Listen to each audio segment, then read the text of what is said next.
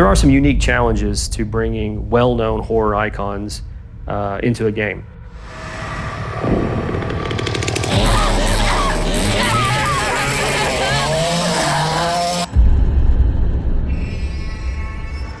Oh man, what was my first experience with the Texas Chain Saw film? My first experience with the Texas Chain Saw Massacre, probably very uncommon compared to what most people did. I saw that film when I was 8 or 9 years old. The first time I saw the Texas Chain Saw Massacre film, well, I was in college and I was hanging with a bunch of folks who loved like classic film. So way too young to be watching the Texas Chain Saw Massacre, but like a lot of kids growing up in the 80s, you know, that's what we did. We got a VCR and we went to the video store and we were renting Friday the 13th and Halloween. And one day, you know, a friend of mine who was much older got a hold of the Texas Chain Saw Massacre. And you know, at the time, I think, obviously as a young kid, you don't know the ramifications of watching that film and what that film did for the industry. And it wasn't until many years later, when I was taking film class and film study, that that film came up again as something that not only changed the horror genre, but just changed the film industry in general. First time I saw this movie, it was really, I thought it was super violent. It's like, oh, that's kind of weird, I don't like that. But then actually watching it and thinking about it, like, you know, actually there wasn't blood, it wasn't that violent, it's just very disturbing. And I couldn't get it out of my head. And I had to watch it again. And I had to watch it again and again. And each time I picked up something like, wow, these characters are strange and there's a dark humor in it, but still it's sadistic, and I just fell in love with it. The original '74 film, I feel like I saw that when I was younger, and I don't think I fully understood what I was seeing. And it wasn't until, it was either my junior or senior year of high school that I really started to go like, oh, and then a rewatch again in college really drove it home for me as like, this is something special. This is a special film.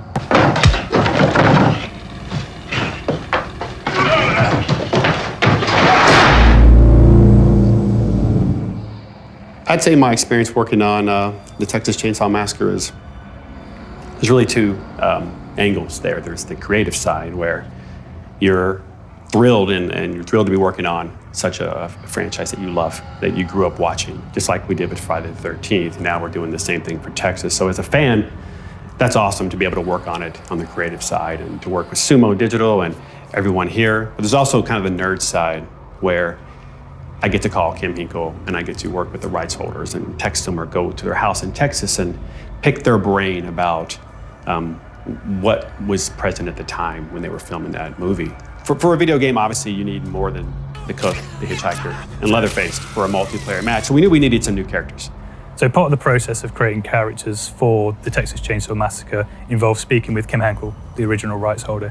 He's been pivotal in giving us access to designs that he's got from way back when for other characters that would have been in the universe. To work with Kim Hinkle on this is really a dream, because a lot of these franchises, a lot of these iconic horror IPs, the original creators may not be attached anymore. They may not still be with us. And if you don't have that voice in the mix, something's missing, in my opinion. So it's been a dream to have him be not only attached, but like in the trenches with us. The process was a long one. It was probably 3 years of just research and studying certain things. We knew we wanted the family, the new characters, to fit into the family, but also stand out. There's a fine line there where they can look out of place, but they also have to have a personality and they have to blend in a way that you would believe that they could live there. When we were creating new characters for this game, we had the two types. We had the family, we had the victims. For the family, we had these brilliant bios that Gunn had been working with Kim Hinkle, the original writer of the film, on. I think Sissy's is probably one of my more favourite ones, just because she's this kind of after effect of the 1960s kind of like hippie movement and stuff, but she's gone to a much more extreme end and falling into like cults and all this kind of stuff. So I quite like her personality and her kind of psychosis, I guess, for lack of a better phrase. So yeah, I quite like Sissy's background. For always is always forever, 'cause one is one is one. Look inside yourself for your father. All is one, all is none, all is none, none is one. Sissy Sunshine Slaughter was what Kim came up with. And he had this paragraph about Sissy. That's all he had, was a paragraph about this girl, this kind of crazed LSD 60s kind of drifter girl who rebelled against the family and hitchhiked across the country and went to just a lot of different places. She ended up with the Manson family for a while, and she bounced around and she left a trail of carnage kind of everywhere she went. So Johnny is the pretty boy character. So he's like the sort of almost James Dean rebel without a cause. He's got a very beautiful, handsome face that sort of lures the ladies in, but there's a sort of, something about his eyes that is dangerous. For Johnny, that was an interesting character because he was brand new from scratch. And I told Kim, and I talked to Kim, that I felt like I needed a male that would not fit in with the family. So we didn't want to do an older gentleman like the cook. We didn't want another wily, erratic, lanky character like the hitchhiker. Obviously, we didn't want another grandpa. We didn't want another brute like Leatherface. So within that small gap, there's only a few characters that can fit in there. So over the course of 3 years, I studied just serial killers and went down that whole rabbit hole of a lot of the famous ones like Ted Bundy and Richard Ramirez, but also a lot of unknown ones as well. Just went into that rabbit hole of what motivates them. What do they look like? How do they use their looks to get close to people, and how do they manipulate them, and all these things. And that's where Johnny kind of came from, is he's this weird mixture of a lot of serial killers who's able to go out from the house and go to small towns and drift around and hang out, and he can stalk people, and he gets, he uses his looks to get close to them, and then he can lure them back to the family house. Because he's not just doing it because he wants food, right? He's doing it because he's sadistic. He's the closest thing the family has to a real serial killer. So those two characters bring a lot of personality to what normally would be just this highly dysfunctional circle of the cook, the hitchhiker, and Leatherface.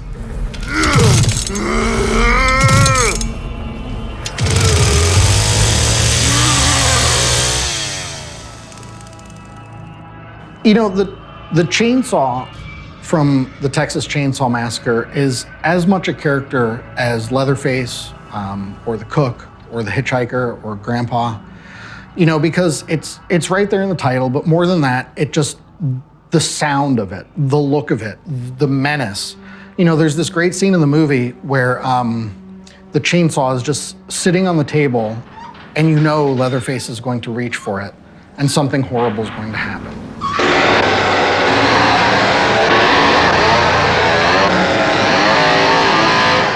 That implied moment of what is happening to the characters because he started that up.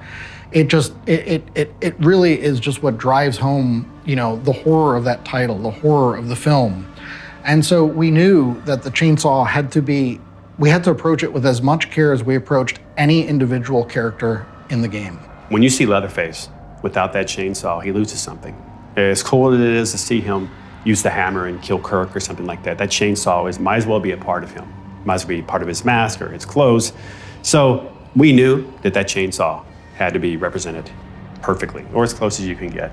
And luckily we, Ish here and Mad and Ben took time to scan the real saw that we found. We have 4 or 5 saws here, Poulons. It was interesting. It was a lot of, speaking to older repair people that have, 40 plus years experience fixing chainsaws this old.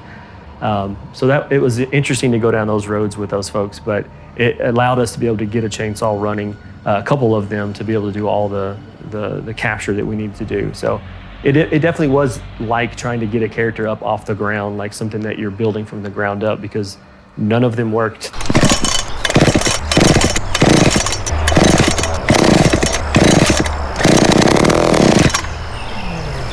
So you get to see the bits and pieces in the insides of that thing to get it running again. But it was definitely worth it. What's important is not just whether it's a 306 or a 245 or a hybrid. What we wanted to do was capture it the way it looked like in the film, right? Because really no one knows if it was in 1971 and 1972 or 3 or 4. It's not a lot of info on something that was 50 years ago. So our goal was to look at it in the film, get as much reference as we could, scan the real saws that we have, try to get that saw as close as you can. We wouldn't normally do that for a lot of other weapons. To nail the authenticity of this saw, my focus is always about sound. It's just a thing I really enjoy. And I knew I only trusted one guy to help me with that, and that's Watson Wu. Hi, my name is Watson Wu. I am a sound designer, sound effects recording artist. He's one of the best out there. He's done a lot of the racing franchises and games that people know about. And I knew that we had a unique problem because that saw is really loud, and you need specific equipment to capture that. And I knew he had captured very loud vehicles and very loud weaponry, and he had the tech to do it and the know-how to do it. Yeah, the chainsaw was, and probably still is, the biggest overall sound design challenge of the game. I mean, it's the Texas Chainsaw Massacre. The chainsaw had to sound awesome, and Gunn, quite rightly, really pushed to make sure we got as much quality and authenticity into the sound of the chainsaw as we can. We started off, importantly, with them actually sourcing the exact model chainsaw from the film. So we had a 1970s Poland chainsaw, which they then took out into a field with Watson Wu. It's one of the world's finest field recording experts. And they just spent the day thrashing it around and having a big guy walking around and just getting a sense of it. And I gave them a huge shopping list of every sound I'd possibly want out of it. And they just obliged and gave me this massive recordings that I could work with. So it was great that we could bring him on to help us get exactly what we were after. But we got to go even further with that, in that the types of equipment he brought not only could handle it, but also handle it in a full range of dynamic sound, which allowed us to get great source material to hand off to Ross to bring that into the sound design of the game, and being able to have a discussion with our partners at Dolby to start introducing Atmos into this game, which it might be one of the first, if not the first, horror multiplayer games that has Dolby Atmos within the game. So then, after that, really, the thing we had to think about was, did we want to have a canned chainsaw sound that you sort of press a button and a pre-made sound plays? Or did we want to go a little deeper and do something quite complicated and replicate an actual chainsaw engine? It felt like it'd be a letdown to the fans not to have what felt like a real, actual chainsaw.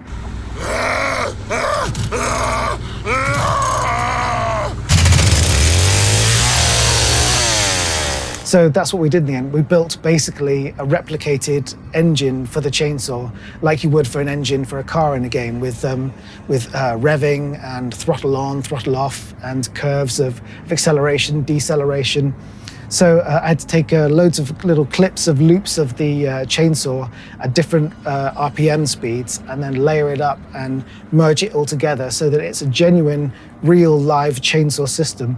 So when you rev it in game now, you're not hearing some, lame canned sound that just plays again and again. It actually does throttle up and throttle down, and you get real rev. So you can run around and it's just so tactile and fun to play, because as you're playing, you're just pressing that throttle, and it's like, rum, rum, rum, rum, rum, and you actually feel so much like Leatherface. So it's been incredibly difficult and challenging, but in the best possible way. I mean, that sort of challenge is a pleasure to try and find an answer to, and sounds badass in game now. I mean, everyone knows that sound is very important in a horror game, but you need to know what you're doing. You got to have a maestro behind the scenes doing it. And luckily we had Watson for the capture, and we got Ross to drive it home.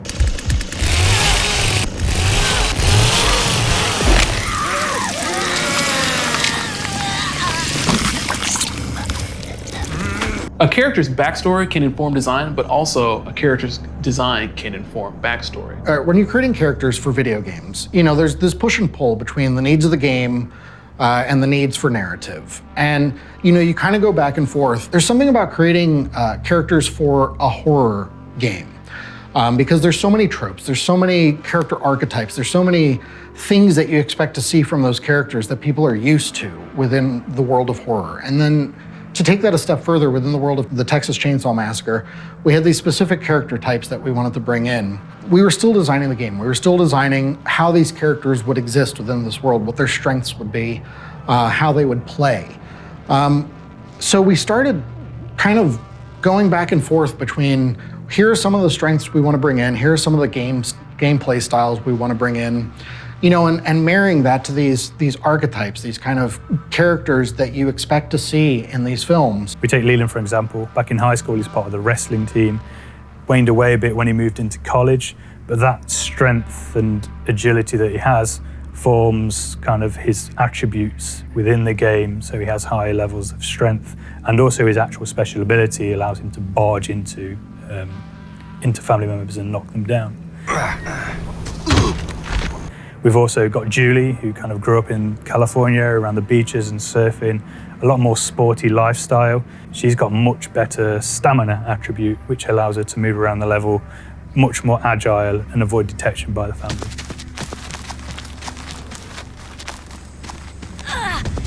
Here we go. You know, you kind of go back and forth. You never are fully invested completely in a backstory or fully invested in a gameplay style. They both are kind of existing loosely, almost disconnected to some degree, until you start to realize, hey, this character that we've created, they really fit with this gameplay style. You know, now let's take that a step further and think about a deeper way to play them. Think about more about how that'll inform their visuals, more about their dialogue, more about then some of that little, you know, seasoning that we can throw on that character as well. And, you know, it's one of those things of you steadily arrive, both design, gameplay, and narrative, they kind of start to meet in the middle until finally you have this fully fleshed out character. And I think what's really interesting about that is because in some ways, you then know that character on a much deeper level than if you just tackled one or the other in a vacuum. But having a bit of context about the character's personality, the kind of character traits, are they timid, are they outgoing, are they confident, are they aggressive, all those kind of traits.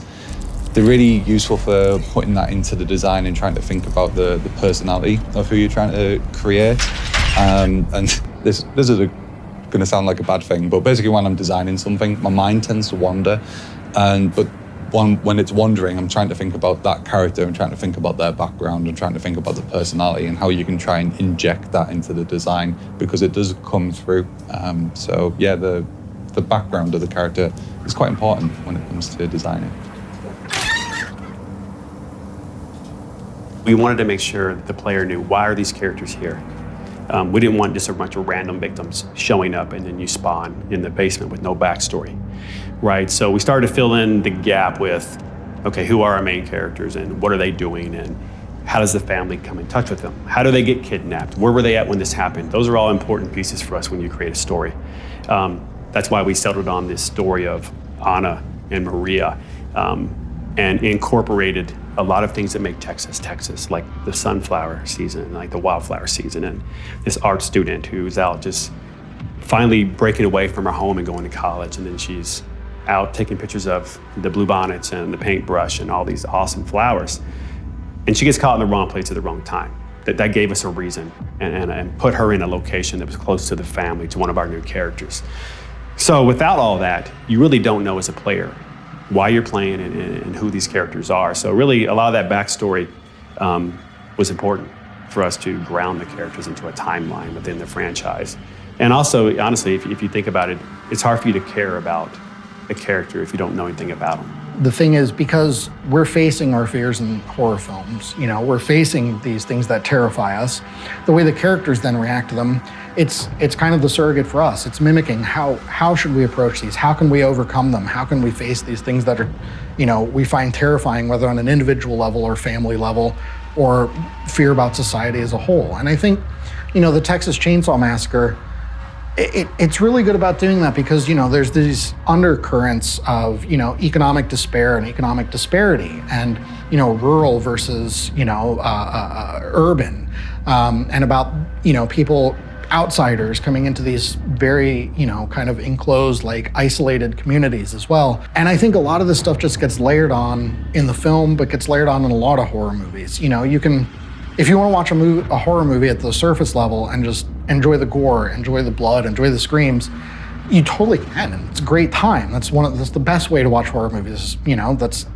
you just get the popcorn and start screaming. But, you know, I mean, there's a lot of people that analyze horror and analyze the characters of horror as thinking about the manifestations of our fears as society and individuals. And I think if you approach horror that way, you'll start to realize how smart and how intelligent and how really like meaningful so much horror is. And a lot of people just never get past that surface level. For me, hopefully everyone sees all the hard work that we put into this game and all the effort that it takes on our half here, Gun Interactive and at Sumo Digital, to take a film that's so old and to recreate that in digital form for people to play with their friends and experience like the movie kind of all over again. Hopefully everyone loves the game and what we're doing, and we look forward to letting everybody play it soon.